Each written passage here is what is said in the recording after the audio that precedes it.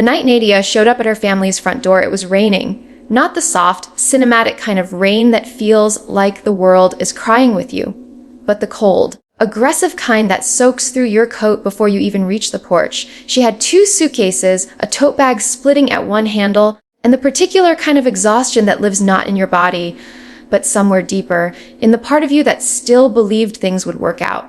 She had lost her job on a Tuesday. Her landlord's eviction notice came on a Friday.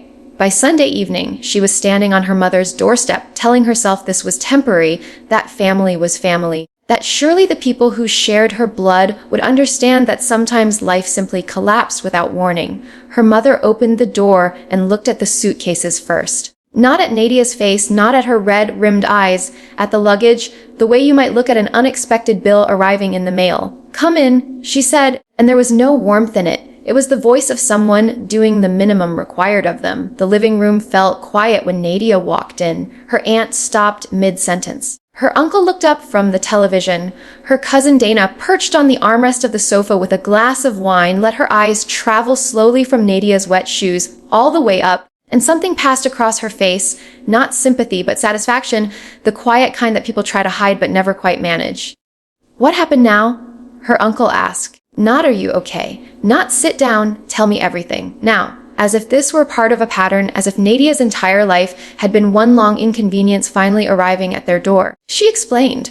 The layoffs, the leaves, the timing of it all. And as she spoke, she watched their faces, and what she saw hollowed her out completely. Her mother sighed twice. Dana glanced at her phone. Her uncle shook his head slowly, the way people do when they feel confirmed in a long-held opinion. She never could keep it together.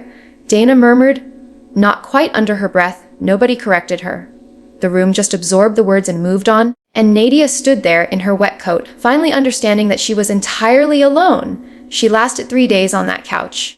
3 days of waking up to the sound of her mother's careful silence, the kind that speaks louder than arguments, that says you are a burden in every quietly closed cabinet door and every breakfast made for everyone except her. 3 days of her uncle's heavy sighs whenever he passed through the living room. 3 days of Dana stopping by and asking questions that weren't really questions. Have you tried just applying anywhere, even retail? With that small, practiced smile that never quite reached her eyes. On the third morning, Nadia folded the blanket she'd been given, placed it neatly on the couch cushion, picked up both suitcases, and walked out before anyone came downstairs. She left no note. There was nothing to say that the leaving itself didn't already say better. She found the room through a notice pinned to a laundromat board. $380 a month, basement level, one narrow window that showed nothing but the ankles of people walking past on the sidewalk above. The ceiling was low. The radiator clicked and hissed through the night like something alive and irritated. It was the most honest place she had ever lived. She took 2 jobs inside a week. Days at a diner 4 blocks away, where she learned to carry 4 plates at once and smile at people who looked through her. Nights doing data entry for an insurance firm remotely, fingers moving across the keyboard in the blue dark of her small room while the radiator kept its rhythm. She was tired in a way that had texture to it, thick and persistent, but underneath it, something else was quietly forming. Something with edges. It was her old mentor, Priya, who first said the word that changed the direction of everything. They met for coffee on Nadia's one day off, and Priya slid a laptop across the table showing a UX design course.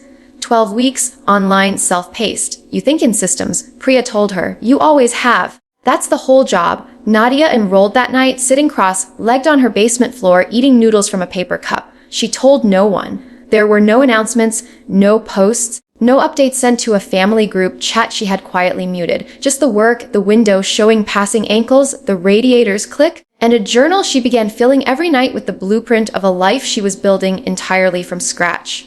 One quiet, unseen day at a time. The thing about rebuilding in private is that no one gets to witness the cost of it. Nobody saw the nights Nadia fell asleep at her keyboard, course modules half finished, alarm set for 5 hours later so she could make the diner's opening shift. Nobody saw her eat the same 3 cheap meals on rotation for 4 months because the math of her life had no room for variation. Nobody saw her cry in the basement bathroom on a Wednesday in February, not because anything specific had happened, but because sometimes the weight of doing everything alone, with no one watching, no one cheering, no one even aware, That weight chose its own moments to become unbearable, but nobody saw her get back up either. And she always did. The UX course cracked something open in her. She had always been a person who noticed how things felt to use, where friction lived in an experience, what made someone give up on a process halfway through. Priya had been right. She thought in systems. And for the first time in years, that way of seeing the world had a name and a direction and a market that would pay for it. She built a portfolio from nothing, redesigned 3 apps that didn't know they needed redesigning, documented her process obsessively, applied to 40, won positions over 6 months, and heard back from 9 and interviewed with 4 and got 1 offer, junior UX designer at a small tech startup downtown. Salary modest but real, with benefits and a desk by a window that showed actual sky. She moved out of the basement on a Saturday in March, loading her 2 suitcases, the same ones she'd carried to her mother's door in the rain, into a rideshare headed to a 1-bedroom apartment she had signed for herself. With her own name and her own deposit check, she stood in the empty apartment for a long moment before unpacking anything, just stood there in the quiet, feeling the specific texture of a space that belonged entirely to her. She started therapy that same month, began to understand that the family's laughter hadn't broken something in her, it had broken something loose. Something that needed to go. She stopped answering the group chat. Not out of anger anymore, simply because she had built a life so full, so genuinely hers, that there was no longer any empty space in it, shaped like their approval. She had outgrown the need for it so gradually she hadn't even noticed the moment it left. She was not the same person who had stood in a wet coat, waiting to be consoled. She was someone else entirely now, and almost no one knew. The invitation arrived as a text in the family group chat she had muted but never left. Dana was getting married. Garden reception, 3rd Saturday in September. Family only, keep it intimate. There was a details card attached with a floral border and a dress codey, garden formal. Nadia read it once, set her phone face down on her desk, and went back to the wireframes she'd been reviewing for a product launch the following week.